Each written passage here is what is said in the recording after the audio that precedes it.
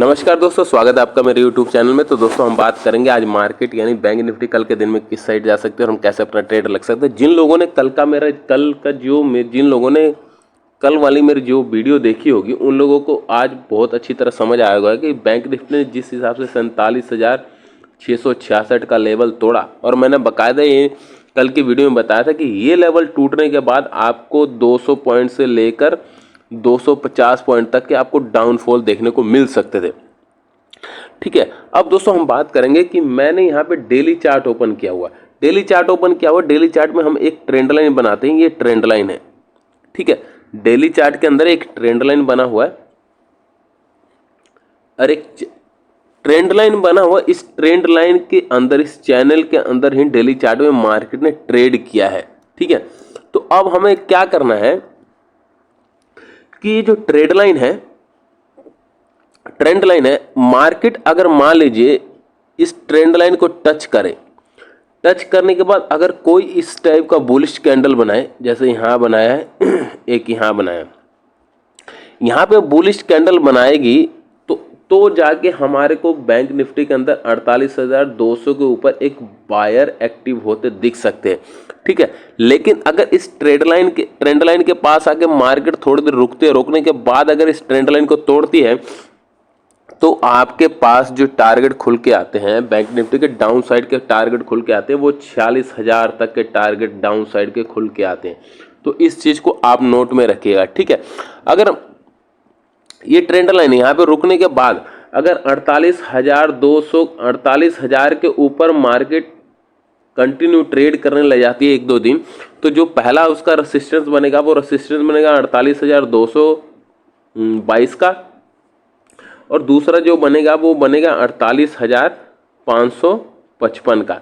ये रेसिस्टेंस बहुत इंपॉर्टेंट रखते हैं मार्केट के लिए, जो कि मैं आपको बता देता हूँ। ये मैं वैसे नहीं बता रहा हूँ, ये आपको एकदम एनालिसिस करके बता रहा हूँ। ये पहला रेसिस्टेंस बनता है 48,000 का, दूसरा रेसिस्टेंस बनता है ये 48,200 का, फिर 48,500 का जो रेसिस्टेंस बनता है डेली चार्ट के अंदर, ठीक है। बिकवाली तभी आएगी जब ये इस ट्रेंड लाइन को तोड़ेगी, तभी हो सकता है कि बायर 48,200 के ऊपर एक्टिव हो जाए और मार्केट को दोबारा जो ये रेसिस्टेंस बनी हुई है ऊपर, इसके पास मार्केट को लेके जाने की कोशिश करे, ठीक है। अब हम बात करते हैं कि इंट्राडे के अंदर कल के दिन में हम कैसे 15 मिनट के चार्ट फ्रेम पे अपना ट्रेड ले सकते हैं। अब जिन लोगों ने कल का मेरा वीडियो देखा होगा उन लोगों ने आज अच्छा ट्रेड किया होगा और बहुत ही अच्छा उनको प्रॉफिट होगा। जैसे कि मैं पिछले कई वीडियो में बोलता हूं कि कल का हाई कल का लो बहुत ही इंपॉर्टेंट रखता है, ठीक है। कल का हाई कल का लो और कल की क्लोजिंग बहुत ही इंपॉर्टेंट रखती है मार्केट में। वैसे ही बैंक निफ्टी में हुआ। बैंक निफ्टी आज ओपन हुई, ठीक है। बैंक निफ्टी ओपन हुई, एक ये ग्रीन कैंडल बना, उसके बाद आप देखोगे जैसे ही कल का जो लो था, प्रीवियस जो लो जैसे ही टूटा, आप देखोगे मार्केट बैंक निफ्टी किस तरह से डाउनफॉल करके दिखाई है आज के दिन में, ठीक है। और 47,440-50 के आसपास मार्केट आज जाके आई है, ठीक है दोस्तों। तो इस चीज को अब देखिए हमने कल कैसे ट्रेड लेना है। कल के दिन में मान लीजिए कल मार्केट इसी रेंज में कहीं ओपन होती है, ये रेंज है 47,600 और 47,400। अगर इस रेंज में ओपन होती है, इस रेंज में ओपन होने के बाद थोड़ी देर कंसोलिडेट करने के बाद रेंज को अगर डाउन साइड तोड़ती है, तो जो आपको पहला टारगेट देखने को मिलेगा वो मिलेगा 47,300 का, 47,200 का, 47,100 का, और उसके बाद 47,000 का। अगर 47,000 का लेवल टूटता है तो आपको 46,800 तक के लेवल कल के दिन में देखने को इंट्राडे में मिल सकते हैं। इस चीज को ध्यान रखिएगा। अगर डाउन साइड मार्केट में रेंज बनाने के बाद तोड़ी तो, ठीक है।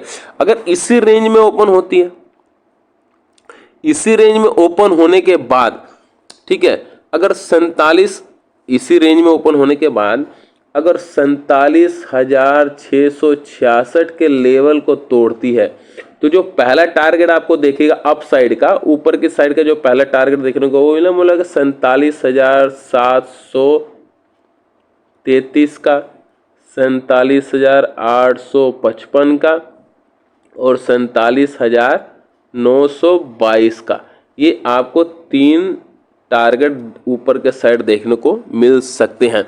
लेकिन इसके साथ आपने क्या ध्यान में रखना है कि अब मार्केट के लिए जो छोटे छोटे ऊपर के साइड रेसिस्टेंस बने हो ना, ये पहला रेसिस्टेंस आपको ये ध्यान में रखना है, और वो है 47,800 का। ये रेसिस्टेंस आपको ध्यान में रखना है, ठीक है। अगर इस रेसिस्टेंस को तोड़ता है तो उसके बाद जो आपको रेसिस्टेंस मिलने को आएगा वो मिलेगा 48,200 का।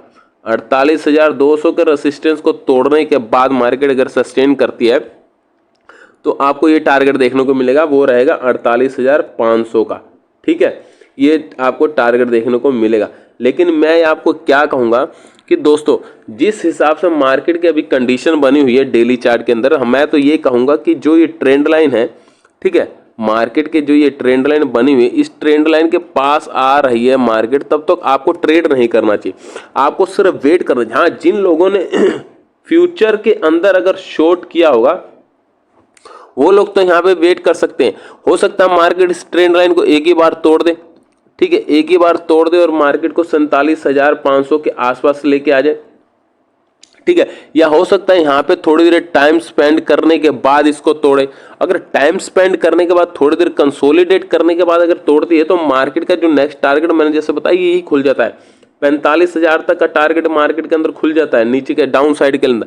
लेकिन जिन्होंने शॉर्ट किया अब उनका स्टॉप लॉस क्या बनता है, जो जिन लोगों ने शॉर्ट किया मार्केट, जो फ्यूचर में जिन लोगों ने सेलिंग की है उनका अब स्टॉप लॉस बन जाता है, वो बन जाता है 48,200 का, और जो हाई रिस्क लेते हैं उनका बन जाता है 48,500 का।